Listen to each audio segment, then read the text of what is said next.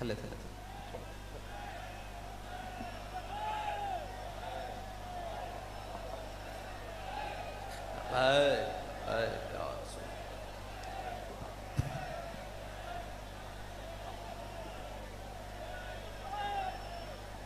अल्हम्दुलिल्लाह अल्हम्दुलिल्लाह नहमदुहु व नस्तईनुहु व नस्तगफिरुह व नऊज़ु बिल्लाहि मिन शुरूरि अनफुसिना व मिन सय्यिआति अमालिना मन यहदिहिल्लाहु फला मुदिल्ल लहु व मन युद्लिल्हु फला हादिय लहु व नशहदु अन ला इलाहा इल्लल्लाहु वहदहु ला शरीका लहु व नशहदु अन्न सय्यदना व नबिय्यना व हबीबना व मौलाना मुहम्मदन अब्दुहु व रसूलुहु अम्मा बाद फ़अऊज़ु बिल्लाहि मिनश शैतानिर रजीम बिस्मिल्लाहिर रहमानिर रहीम क़ाल अल्लाहु तबारक व तआला फ़िल क़ुरआनिल मजीद लितुअ्मिनू बिल्लाहि व रसूलिहि व तुअज़्ज़िरूहु व तुवक़्क़िरूहु व तुसब्बिहूहु बुक्रतन व असीला सदक़ल्लाहुल अज़ीम व सदक़ रसूलुहुन नबियुल करीमुल अमीन इन्नल्लाह व मलाइकतहु युसल्लूना अलन नबी या अय्युहल्लज़ीना आमनू सल्लु अलैहि व सल्लिमू तस्लीमा अस्सलातु वस्सलामु अलैका या सय्यदी या रसूलल्लाह व अला आलिका व अस्हाबिका या सय्यदी या हबीबल्लाह अस्सलातु वस्सलामु अलैका या सय्यदी या रसूलल्लाह व अला आलिका व अस्हाबिका या सय्यदी या नबियल्लाह अस्सलातु वस्सलामु अलैका या सय्यदी या रसूलल्लाह व अला आलिका व अस्हाबिका या सय्यदी या खातमन नबिय्यीन। बंदाए परवरदिगारम उम्मत अहमद नबी दोस्तारे चार यारम ताबा औलादे अली मजहब हनफी अदारम मिल्लत हजरत खलील खाक पाए गौसे आजम ज़ेर साया हर वली सिद्दीक अक्से हुस्ने कमाले मुहम्मदस्त फारूक ज़िल्ले जाहो जलाले मुहम्मदस्त उस्मान ज़ियाए शमए जमाले मुहम्मदस्त हैदर बहार बाग़े खिसाले मुहम्मदस्त सल्लल्लाहु ताला अलैहि वसल्लम। लौह भी तू कलम भी तू तेरा वजूद अल किताब गुब्बदे आपकी नरंग तेरे मुहीत में हबाब आलम आबो खाक में तेरे ज़ुहूर से फरोग ज़राए को दिया तूने तुलुए आफ्ताब शौकते संजरो सलीम तेरे जलाल की नमूद फ़क्रे जुनैदो बायज़ीद तेरा जमाल बेनकाब तेरी निगाह नाज से दोनों मुराद पा गए अक्ल ग़ियाबो जुस्तुजू इश्क हुजूर ओ इस्तिराब शौक तेरा अगर न हो मेरी नमाज का इमाम मेरा क़याम भी हिजाब मेरा सुजूद भी हिजाब। मुअज़्ज़ज़ सामीन मोहतरम स्टेज पर जलवागर तहरीक लब्बैक पाकिस्तान के ज़िम्मेदारान हम सब हुजूर के ग़ुलाम रात के इस पहर में सिर्फ ये बताने के लिए हाजिर हुए हैं कि ज़रा नम हो तो ये मट्टी बड़ी ज़रखेज़ है साकी। ये बताने के लिए आए हैं कि हुजूर के ग़ुलाम आज भी अपने आका व मौला सल्लल्लाहु अलैहि वसल्लम के नाम पर अपना सब कुछ कुर्बान करने के लिए तैयार हैं। वो कहते हैं कि हम मानते हैं इस बात को कि नमाज अच्छी, रोज़ा अच्छा, हज अच्छा, ज़कात अच्छी, मगर मैं बावजूद इसके मुसलमान हो नहीं सकता न जब तक कट मरूं ख्वाजाए बता की इज्जत पर खुदा शाहिद है कामिल मेरा ईमान हो नहीं सकता।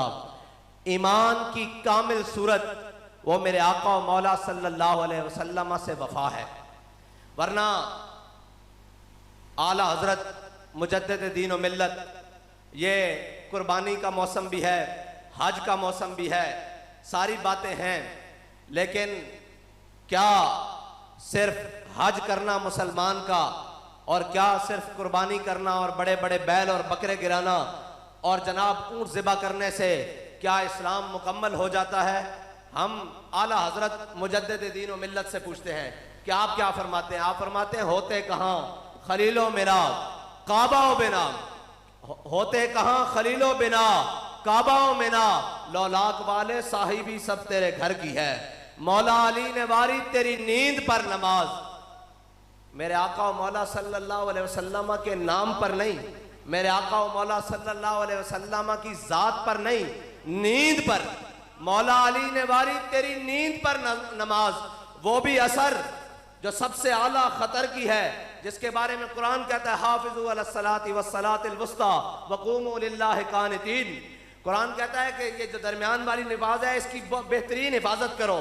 तो मौला अली ने वारी तेरी नींद पर नमाज, और वो भी असर जो सबसे आला खतर की है, बल्कि सिद्दीक गार में जान उन पे दे चुके। हमारे कायदे मोहतरम फरमाते थे कि ये लिखा है ना हजरत शाह वलीउल्लाह मुहद्दिस देलवी ने, कि लोग कहते हैं कि हजरत जनाब सैयदना सिद्दीक अकबर को गार में सांप ने डसा। फरमाया सांप नहीं, हयात कई सांपों ने डसा। लेकिन मेरे आका व मौला सल्लल्लाहु अलैहि वसल्लम जब हजरत सैयदना सिद्दीक अकबर की रान पर आराम फरमा रहे थे सर रख कर, तो हजरत सैयदना सिद्दीक अकबर ने अपने जिस्म में झुरझुरी भी नहीं ली, झुरझुरी भी नहीं ली इसलिए कि कहीं मेरे आका व मौला की नींद में खलल ना आ जाए, बल्कि सिद्दीक गार में जान उन पे दे चुके। जान तो हिफ्ज़ जान फुरूज़े गुरर की है।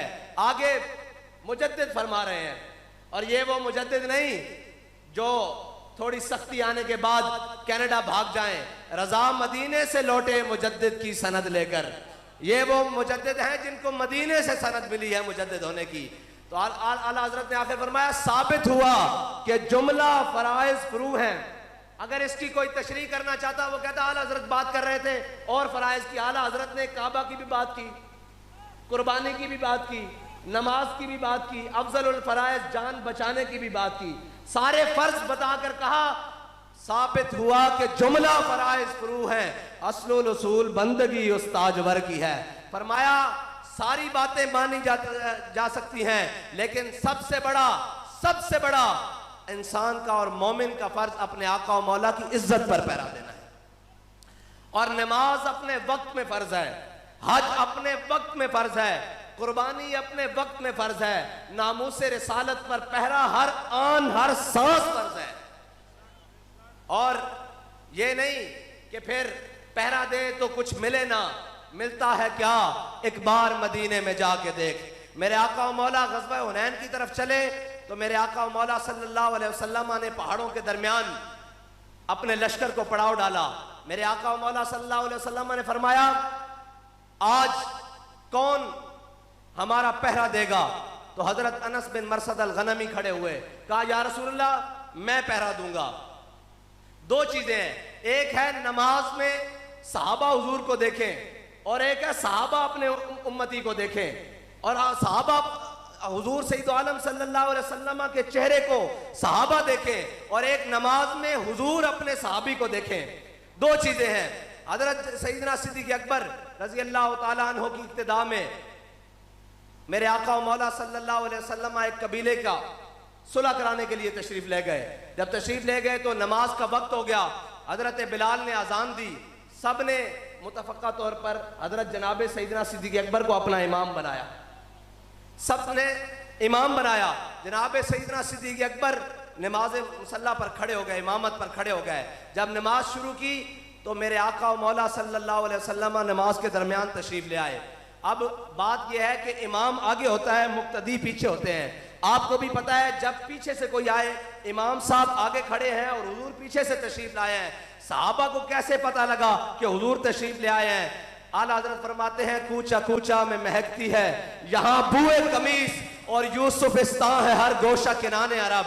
जब ताज़ा ताज़ा खुशबू आई ना तो सहाबा को पता लग गया हुजूर तशरीफ ले आए हैं। सहाबा सफ़ों में फासला देते हुए मेरे आका और मौला सल्लल्लाहु अलैहि वसल्लम हजरत जनाब सैयदना सिद्दीक अकबर के पीछे आके खड़े हो गए। जनाब सैयदना सिद्दीक अकबर नमाज पढ़ा रहे हैं, सहाबा ने तस्वीर की ऐसे है या ऐसे है, ऐसे है या ऐसे, ये दोनों तरह। सहाबा ने हाथों के ऊपर हाथ मारा और सिद्दीक अकबर रज़ी अल्लाह तआला अन्हु को मुतवज्जे किया कि जनाब तवज्जो करें, हुजूर पीछे तशरीफ ले आए हैं। जब मेरे हजरत जनाब सैयदना सिद्दीक अकबर ने देखा कि हुजूर पीछे तशरीफ ले आए हैं तो आप अपने मुसल्ले से पीछे हटने लगे। और जब मुसल्ले से पीछे हटे तो हजरत जनाब सैयदना सिद्दीक अकबर को मेरे आका मौला ने फरमाया सिद्दीक मुसल्ले के ऊपर खड़े रहो। तो नमाज के दौरान ही हजरत सैयदना सिद्दीक अकबर ने हाथ उठा लिए, कहा या अल्लाह तेरा शुक्र है कि तेरे हबीब ने मुझे ये तो कहा कि मेरे मुसल्ले के ऊपर खड़े रहो। ये है सहाबा नमाज में हुजूर को देखें। हजरत जनाब सैयदना सिद्दीक अकबर ने अपने आंखों के कोने से मेरे आका और मौला को देखा। अब आगे देखिए, जो हुजूर की इज्जत और नामूस पर पहरा देने के लिए जाए, मेरे आका और मौला उसे इनाम क्या देते हैं।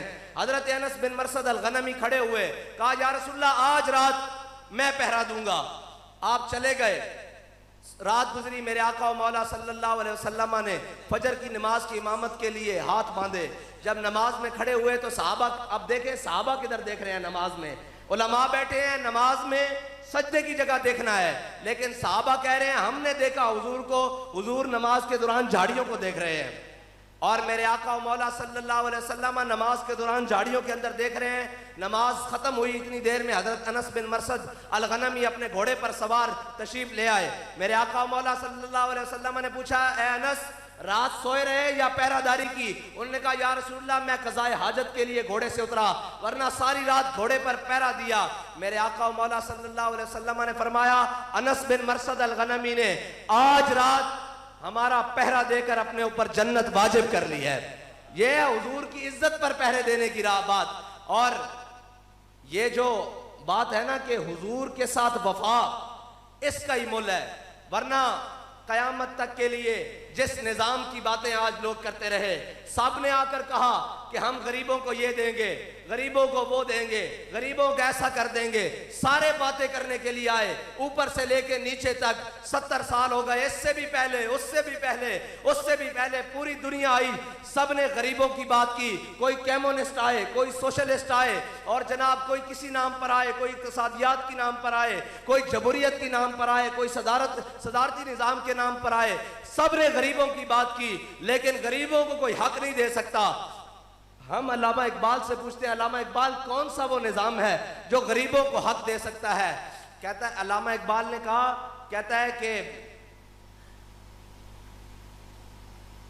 यक नखचेर सद नखचेर गिर। इकबाल कहता है कि तामीने हक बहकदारा सपुर्द। कहता है दुनिया में मेरे आका और मौला सल्लल्लाहु अलैहि वसल्लम की आमद से पहले काहिनो पापा और सुल्तानो अमीर, इकबाल कहता है सारे अपने अपने लिबादे ओढ़कर, अपनी अपनी जनाब कबाएं ओढ़कर, अपने अपने माबदों में बैठकर, अपने अपने महल्लात में बैठकर, काहिनो पापा और सुल्तानो अमीर, यक नखचेर सद नखचेर गिर। इकबाल कहता है एक इंसान था शिकार और हजारों इसके शिकारी थे। कोई इसको गुर्बत के नाम पर, कोई इसको शहनशाही के नाम पर, कोई इसको सरदारी के निज़ाम पर, कोई इसको वडेरे निज़ाम पर, किसी ना किसी निज़ाम पर इंसान का शिकार हो रहा था। फिर हुआ क्या? तामीन हक बहकदारा सपुर्द। कहता है इतने में मेरे आका मौला सल्लल्लाहु अलैहि वसल्लम दुनिया में तशरीफ ले आए। और हुआ क्या? बंदगाना मसनदे खाका सपुर्द। कहता है मेरे आका और मौला सल्लल्लाहु अलैहि वसल्लम ने आकर क्या किया कि गुलामों को काबे की छत के ऊपर चढ़ा दिया। और कैसे चढ़ाया? ये लोग बात करते हैं इस्लाम क्या देता है। इस्लाम सबसे पहले गरीबों को उसके हक देता है, इस्लाम सबसे पहले गैरत देता है। और ये जो कहते हैं कि जी इस्लाम रोटी कैसे पूरी करेगा, इस्लाम वैसे ये बातें कैसी पूरे करेगा। हाँ, इस्लाम इम्तिहान जरूर लेता है, इस्लाम पिलपिले कबूल नहीं करता। अगर इस्लाम पिलपिले कबूल करता तो वो जो पिलपिले आए थे, वो जो जनाब अब्दुल्ला बिन उबई की सूरत में पिलपिले आए थे, वो मकाम शौत 1.5 मील है मदीना पाक से, मकाम शौत से वापस आ गए थे। इस्लाम बंदे खड़का के, और बाबा जी की जबान में इस्लाम जड़े रखदा। इस्लाम और पिलपले और कमजोर लोगों ने नहीं रखता, जड़े दीन वास्ते जान भी देन, माल भी देन, और हर सफ में अगे खड़े होकर आखन के सितम करे धरा, हुनर आजमाए तू तीर आजमा, हम जिगर आजमाए। इस्लाम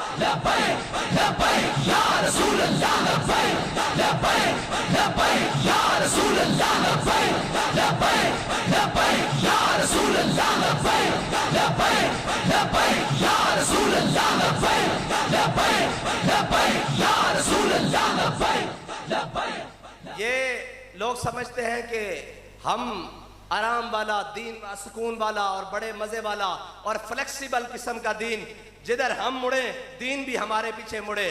दीन वो नहीं है जो हमारे पीछे चले, दीन वो है जिसके पीछे अबू बकर, उमर, उस्मान और अली चले हैं। और बदलेगा जमाना लाख मगर कुरान नहीं बदला जाएगा, है कौले मोहम्मद कौले खुदा, फरमान नहीं बदला जाएगा। दीन के उसूल क़यामत तक नहीं बदल सकते। वो दीन के उसूल सियासत के लिए हो, वो दीन के उसूल इबादत के लिए हो, वो दीन के उसूल माशरत के लिए हो, वो दीन के उसूल तहजीब के लिए हो, वो दीन के उसूल तमद्दुन के लिए हो, वो दीन के उसूल माशियात के लिए हो। दीन के उसूल नहीं बदल सकते। अगर दीन के उसूल कोई बदलने आएगा तो दीन उसको लिटा के रख देगा। अगर तुमने दीन का उसूल इतने साल बदल के रखा तो दीन ने तुम्हारे साथ क्या किया? इस्लाम ने तुम्हें IMF का भिखारी बना दिया। आज फिर तुम सूद के खिलाफ तुम सुप्रीम कोर्ट में इस्लामी शरी अदालत, वफाकी शरी अदालत का फैसला चैलेंज करने के लिए जा रहे हो। तो ये याद रखना, अगर तुम अल्लाह और उसके रसूल के हुक्म के खिलाफ गए तो फिर याद रखना इस मुल्क को दिवालिया होने से कोई नहीं बचा सकता। आज भी तुम्हारे पास वक्त है, आज भी इस रियासत के सरबराहान के पास वक्त है कि वो सारी चीजों से दामन छुड़ाकर हुजूर के दीन के ऊपर इस मुल्क को, जिस मुल्क को हासिल किया गया था पाकिस्तान का मतलब क्या, ला इलाहा इल्लल्लाह के नारे के ऊपर, आज भी उनके पास वक्त है कि वो इस मुल्क को मोड़कर हुजूर के दामन की तरफ, हुजूर के निजाम की तरफ मोड़ दे। वरना IMF और जनाब आलमी बैंक और जनाब रशिया और सऊदीया और जो भी ममालिक हैं, तुम्हें मजीद इस कौम को और गिरवी रखना पड़ेगा और इस कौम की हर चीज बिक जाएगी अगर तुमने अल्लाह और उसके रसूल के निजाम के खिलाफ कोई अदालतें, और अदालतें नहीं है ये, अगर अदालतें होती तो सूद के खिलाफ फैसले को 20 साल लगते। और जिसको वफाकी शरी अदालत कह रहे हो तुम, तो शरीयत इसको कहते हैं। शरीयत का तो मैंने कहा बदलेगा जमाना लाख मगर कुरान नहीं बदला जाएगा। सुप्रीम कोर्ट कौन होती है शरीयत के फैसले को बदलने वाली? मैं कायनात का कोई भी हो, शरीयत के मुकाबले में तो अबू बकर उमर के सर झुके हुए हैं, उस्मान और अली के सर झुके हुए हैं, पाकान उम्मत के सर झुके हुए हैं। तो सुप्रीम कोर्ट कौन होती है जो सूद को हलाल कहे और इस मुल्क के लिए जायज कहे? इंशाअल्लाह अब वो वक्त दूर नहीं जब हुजूर के गुलाम इस पूरे पलीद निजाम से निकालकर हुजूर के दीन को गालिब करेंगे। एक मिनट जी, आप थक गए हैं तो मैं वाखिर दावाना अल्हम्दुलिल्लाह कर देता हूँ।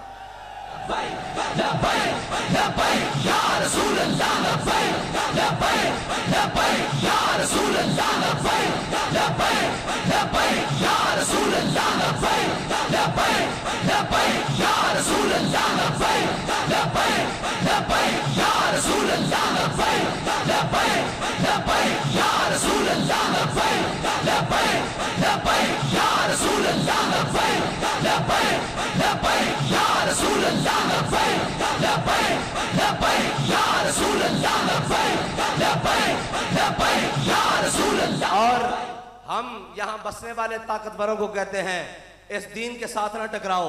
इस दीन के साथ टकराने के लिए अबू जहल भी आया था, इस दीन के साथ टकराने के लिए उतबा और शैबा भी आए, इस दीन के साथ टकराने के लिए वो मुशर्रफ भी आया, इस दीन के साथ टकराने के लिए वो नवाज भी आया जो आज इस मुल्क में नहीं भाग कर बाहर बैठा हुआ है। इस दीन के साथ बड़े बड़े जनाब मजाक करने वाले और ज़ियाउल हक जैसे बड़े बड़े जनाब दीन के साथ आए, वो बाकी ना रहे। अल्लाह का दीन आज भी बाकी है और अल्लाह का दीन क़यामत तक बाकी रहेगा, क्योंकि जनाब इन्ना दीन इंदल्लाहिल इस्लाम, अल्लाह के हाँ दीन है ही इस्लाम। इसलिए इसकी बुनियादों के साथ ना छेड़ो।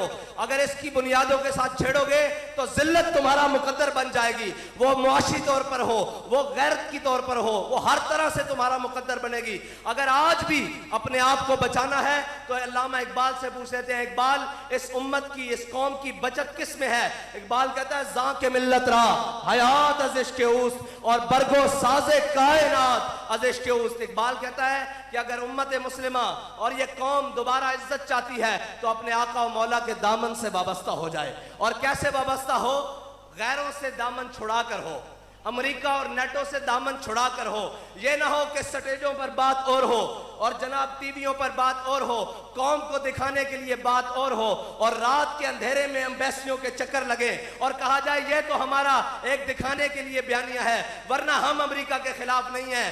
बयानिए वो नहीं होते कि जो जनाब ताकत देखकर और जनाब कुव्वत देखकर बयानिए बदल जाएं, बल्कि मेरे आका और मौला ने बताया बयानिए क्या होते हैं। जब हुनैन के मौके पर पासा पलटा तो मेरे आका और मौला सफेद खच्चर पर आगे तशरीफ लाए और अब मेरे आका मौला ने फरमाया अनन नबी ला कज़िब अनल इब्न अब्दुल मुत्तलिब, फरमाया जो जानता है वो तो जान ले, जो नहीं जानता मैं हूं नबी, मैं आखिरी नबी हूं और मैं अब्दुल मुत्तलिब का बेटा हूं। ये बयानिए वो नहीं है जो जरा ताकत देखकर और जरा जनाब प्रेशर देखकर बयानिए बदल लाएं, बल्कि बयानिए तो वो होते हैं कि लबे बाम भी पुकारा, सरेदार भी सदा दी, मैं कहां कहां पहुंचा तेरी दीद की लगन में। बयानिया वो होता है जब पूरी उम्मत पूरा कुफर इकट्ठा हो जाए, उनके अपने और बेगाने भी इकट्ठे हो जाएं, उनके जनाब गुमाश्ते और मीडिया और जनाब सारा कुछ इकट्ठा हो जाए और वो कहे कि नहीं जी इस्लाम अमन से फैला है, तो एक बाबा जी व्हील चेयर पर आगे कहते हैं, वो कहते हैं इस्लाम अमन से जरूर फैला है लेकिन इस्लाम गैरत का दर्स भी देता है। इस्लाम मेरे आका मौला सल्लल्लाहु अलैहि वसल्लम की तलवार उठाने का दर्स भी देता है, इस्लाम बदर में जाने का दर्स भी देता है, इस्लाम ओहद में जाने का दर्स भी देता है, इस्लाम खंदक में जाने का दर्स भी देता है, मुरैसी मुस्तलिक तबूक जरमूक कादसिया में जाने का भी दर्स देता है, इस्लाम घर में बैठने के तस्बीह पढ़ने का हुक्म भी देता है और जब मौका आ जाए तो फिर तलवार उठाकर मैदान में जाने का हुक्म भी देता है।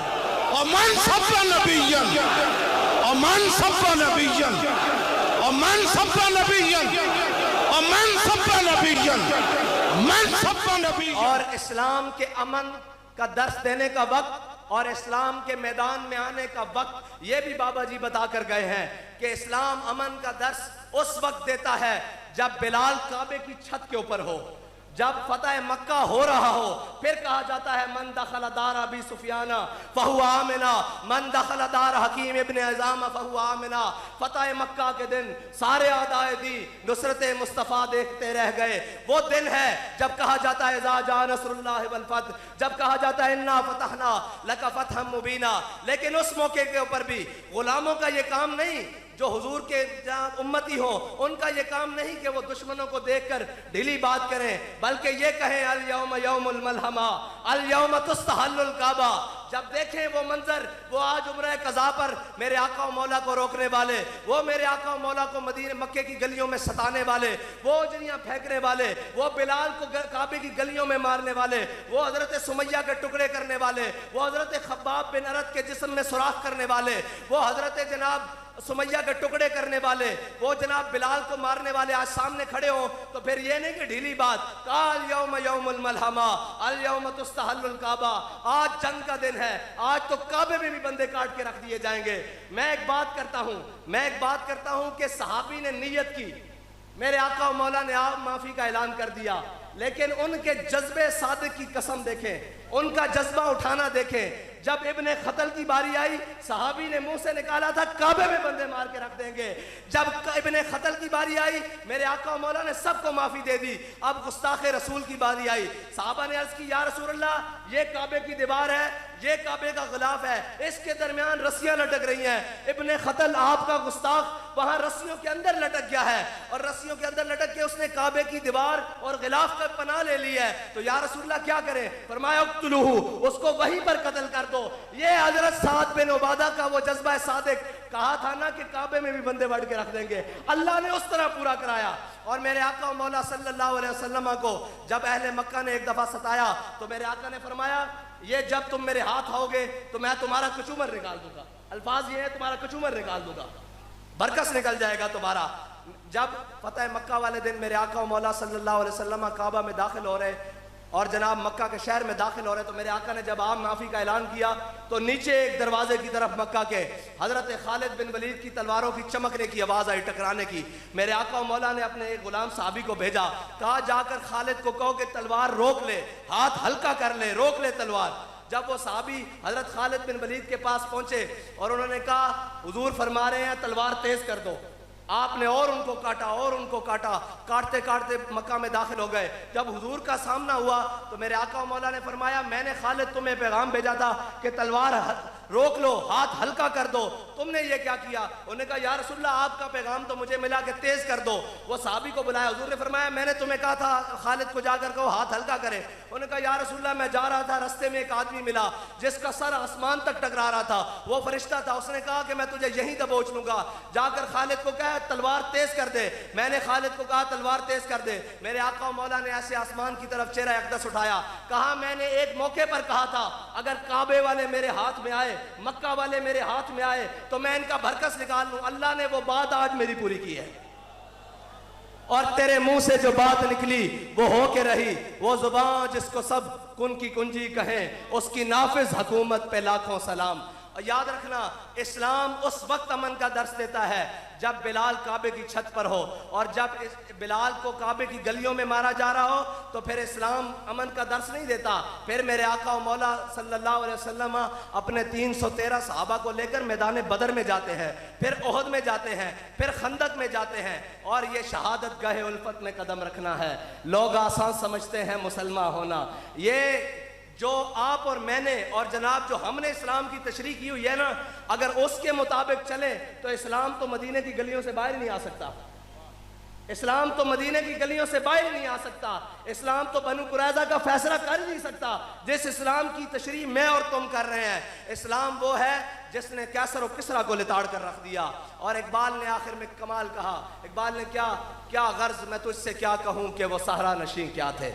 इकबाल कहता है क्या कहूं, तेरा अकल ही नहीं, तेरी शऊर ही नहीं, तू केबलें देख रात को बैठकर, तू नेट पर मसरूफ रह, तू जनाब फेसबुक और ट्विटर चला और जनाब बेहयाई और उरियानी और फहाशियां देख, तुझे क्या पता हो क्या गर्ज मैं तुझसे क्या कहूं कि वो सहरा नशीं क्या थे। आज इस लानतों ने हमारे मुहर्रमात अब्दिया के रिश्ते भी पामाल कर दिए।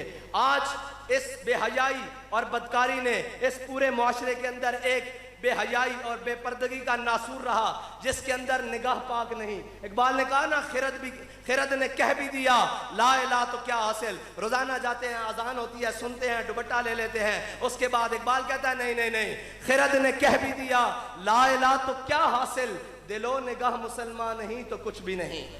आज आज आज आज वो मोमिन, आज वो मुसलमान मिलता ही नहीं जिसका दिल मुसलमान हो और निगाह मुसलमान हो। सिर्फ जनाब वक्ती और सारी बातें, इस तरह इस्लाम नहीं आएगा। इस्लाम के ऊपर अमल करना पड़ेगा, इस्लाम के तरीके के ऊपर चलना पड़ेगा।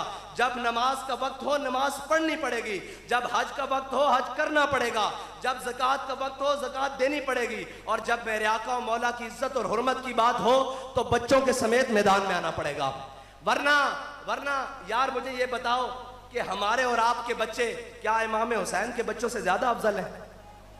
जब हुसैन दीन पर मुश्किल वक्त आए तो अपने 72 लेके करबला में पहुंचे, और मैं साहबजादा या सज्जादा कोई हो और जनाब खानजादा हो और जनाब पीरजादा हो और मिनिस्टर हो, जनाब चीफ हो, वो कहे जनाब हम भी आशिक़े रसूल हैं।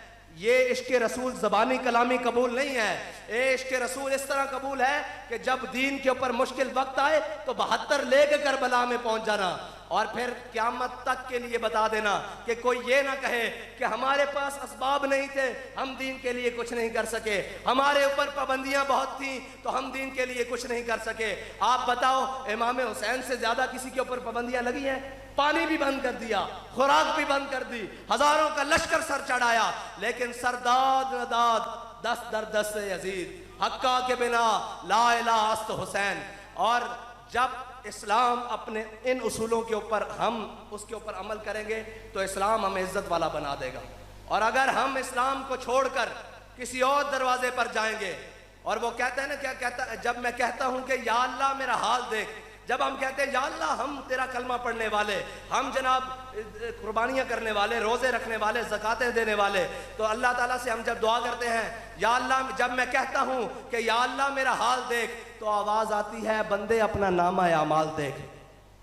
हजरत अबू हुरैरा को मेरे आका मौला सल्लल्लाहु अलैहि वसल्लम ने फरमाया था, कहा था अच्छे वक्तों में रब को याद रखना, मुश्किल वक्तों में सामने पाओगे। हमारा क्या है, जब आसान वक्त होता है हम रब को भूल गए, रसूल को भूल गए, दीन को भूल गए, इस्लाम को भूल गए, हर चीज को भूल गए। जरा मुश्किल वक्त पड़ी तो जनाब सज्दों में गिर गए, और जनाब फिर तौबा अल्लाह की, और जरा मुश्किलात आ गई तो सज्दों में गिर गए। इसका यह मतलब है कि हम अल्लाह ताला के साथ धोखा करते हैं तो फिर अल्लाह ताला की कुदरत भी मुस्कुराती होगी कि कैसा मेरा बंदा है, जब मुश्किलात पड़ती हैं तो मेरे सामने झुक जाता है, और जरा मैं दौलत दे दूं, जरा मैं शोहरत दे दूं, जरा मैं मामलात दे दूं तो अकड़ के चलता है, मुझे भूल जाता है।